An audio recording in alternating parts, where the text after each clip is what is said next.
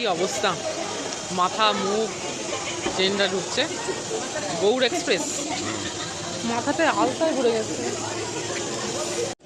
শরীরের অবস্থা বেহাল বন্ধু। এখন বাজে 9:40 রাত। এই ব্যান্ডেলে বসে আছি। 9:45 ট্রেনের টাইম, ছাড়লে তারপর যাবো বাড়ি। ছেলেটা এখনো না খেয়ে না দিয়ে বসে আছে। মনা ভিডিও কল করেছিল তাই দেখলাম। আর এই যে বাবুর বাবা। আমাদের উদ্দেশ্য একটাই ছিল, পুজো দিয়ে ভালোভাবে দিনের দিন ফিরে আসবো। তো সেটাই উদ্দেশ্য হচ্ছে, সব পূরণ হয়েছে। এখন ছেলেটা যেহেতু একা আছে ওই জন্য আমি আর থাকতে পারলাম না বন্ধু, ইচ্ছা থাকলেও। তো যাকে মায়ের কাছেও যাওয়া হলো, দিনের দিন বাড়িও ফেরা হলো, এটাই সব থেকে বড় কথা। তো চলো বন্ধু, বাড়িতে গিয়ে দেখাবো বাবুর কি রিয়াকশান। না খেয়ে না দিয়ে বসে আছে দিদির পাশে।